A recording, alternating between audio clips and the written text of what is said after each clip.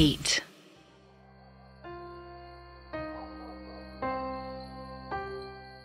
आसमान का चांद जो बादलों में ढका हुआ था वो अचानक से पूरा लाल हो गया और उसके लाल होते ही संदीप जम गया और वेदा के हाथों पैरों में बेड़ियां आ गई और घर पूरा लॉक हो गया। वो पत्थर टूटने की वजह से शक्तियां आजाद हो गई धुएं के रूप में और वह जमीन पर फैली और अलग अलग सिपाहियों का रूप ले लिया उन्होंने और उन्हीं से प्रिया लड़ रही थी क्योंकि प्रिया के पास भी चुड़ैलों की रानी की ताकत थी। पर ये सब अचानक से क्या हुआ किसी को कुछ भी समझ नहीं आ रहा था। काफी देर तक ये सब चलता रहा। सुबह के 8 बज रहे थे। एक कैब उस घर के सामने आकर रुकी। बड़े बड़े 2 बैग लिए आर्यन उस कैब से उतरता है, पैसे देता है और गेट के सामने पहुंचता है। पर जैसे गेट खोलने की कोशिश करता है गेट खुलता नहीं। बेल बजाता है, खटखटाता है। प्रिया को, स्मृति को, वेदा को भी कॉल लगाता है पर कोई भी कॉल नहीं उठा रहा था। उसे तो कुछ भी समझ नहीं आ रहा था कि आखिर वो सब फोन क्यों नहीं उठा रहे और कोई गेट क्यों नहीं खोल रहा। कि तभी पीछे से इंस्पेक्टर अंगद आते हैं अपनी बुलेट पर।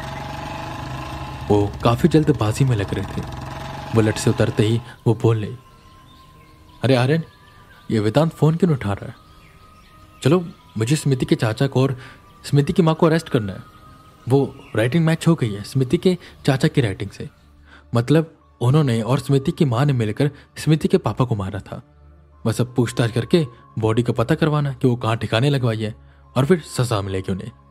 और सुनो, वो जो तुमने वीडियो भेजी थी मैंने उसे डिलीट कर दिया। उसकी ज़रूरत नहीं है कोई। और सब गलत हाथों में कहीं लग जाती ना तो पता नहीं क्या होता। और आगे से सब मत करना। जिस पर आर्यन बोला, सर ने कहा था मुझे ये करने को। मैंने कोई शंका थी जो वो कंफर्म करना चाहते थे। खैर, मैं भी उन्हें कब से कॉल कर रहा हूँ पर कोई फ़ोन ही नहीं उठा रहा और कब से बेल बजा रहा हूँ कोई दरवाज़ा भी नहीं खोल रहा। स्मृति को भी फ़ोन लगाया था, उसने भी उठाया नहीं। पता नहीं क्या हो रहा है, कोई दरवाज़ा क्यों नहीं खोल रहा। मुझे तो टेंशन हो रही है। कि तभी तो बड़ी काले रंग की जी वैगन वहां पर आकर रुकती है ठीक गेट के सामने। आर्यन ने देखकर बिल्कुल हैरान हुआ कि यह कौन है। वही अंगद को भी दाल में कुछ काला लग रहा था।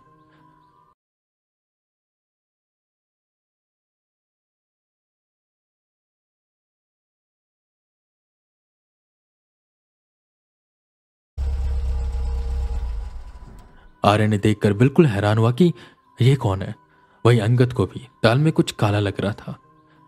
आगे खड़ी जी वैगन का दरवाजा खुलता है।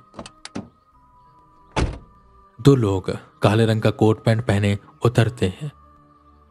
गुड मॉर्निंग सर, आप यहां पर? आर्यन ने कहा। इंस्पेक्टर अंगद इशारे से पूछते हैं कि ये कौन है। इस पर आर्यन बताता है, ये WWH के प्रेसिडेंट और वाइस प्रेसिडेंट है, सर के सीनियर।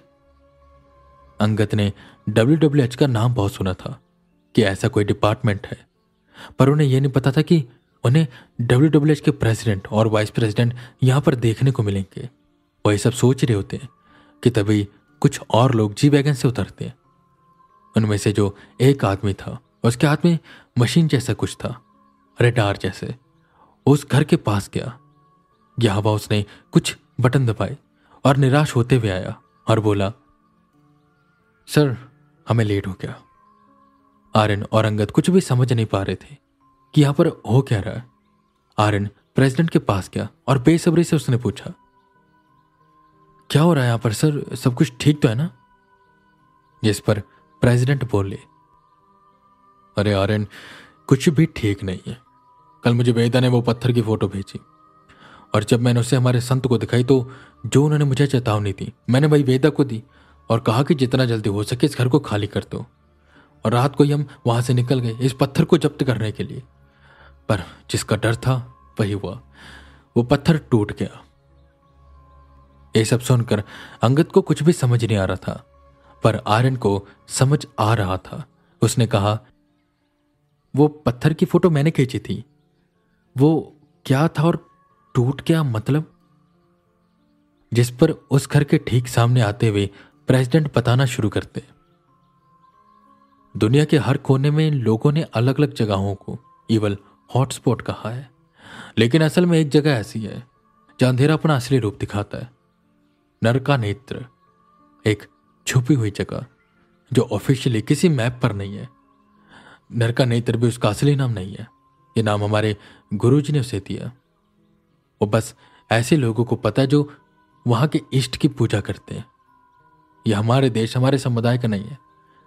वो जिस समुदाय का है वहां के लोग उसे कुछ और कहते होंगे, पर हम उसे नरका नेत्र कहते हैं।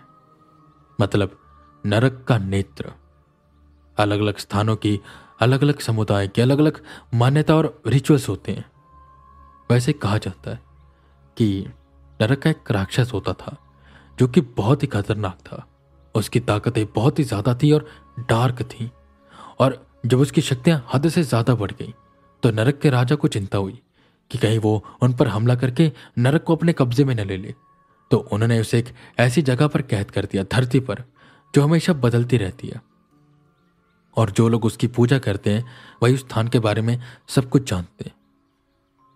वो एक पहाड़ के अंदर कैद है, और उसी पहाड़ के अंदर उसकी ऊर्जा समाई हुई है। वो जो पत्थर तुमने देखा था, जिसकी फोटो थी, वो पत्थर उसी पहाड़ का है। ये पत्थर काम करता है एक डील के साथ, और ये डील शायद स्मृति के चाचा ने की हुई है। और वेदा यहां पर आके जो चीजें यहां पर हो रही हैं, मुझे पहले से पता था कि स्मृति के चाचा को कहीं ना कहीं भनक होगी, क्योंकि वो पत्थर बहुत ही शक्तिशाली है। वो अपने मालिक को हर शक्ति देता है, अपने मालिक की हर इच्छा भी पूरी करता है। पर जहां पर तुम जानते हो नेगेटिविटी होती है और वहां पर पॉजिटिविटी आ जाती है, तो दोनों में टकराव होता है और वो पत्थर टूट जाएगा। और जब वो पत्थर टूटेगा तो उसके अंदर से एक काला धुआं निकलेगा। तुम ये मानो कि वो बस एक अंश के बराबर है। वो जिस जगह पर होगा उसके इर्द गिर्द एक घेरा बन जाएगा। उस घेरे के अंदर एक अलग सी दुनिया बनेगी। समय वहां पर रुक जाता है। वो जो पॉजिटिव एनर्जी है, जब तक वो उसे खत्म नहीं कर देगा तब तक वो खुलेगा नहीं।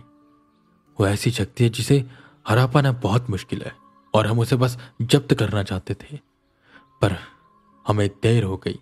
वो पत्थर टूट चुका है और सब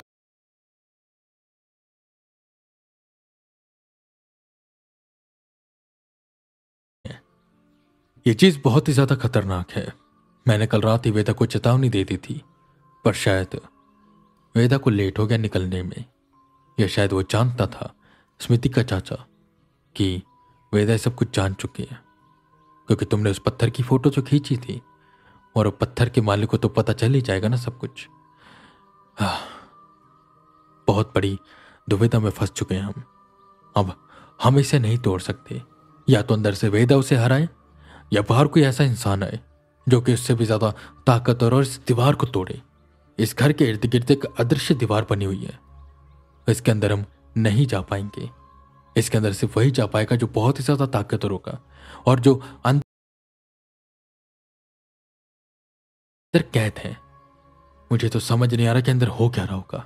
समय वहीं पर रुका हुआ होगा। अगर रात के समय सब शुरू हुआ तो अंदर रात हो रही होगी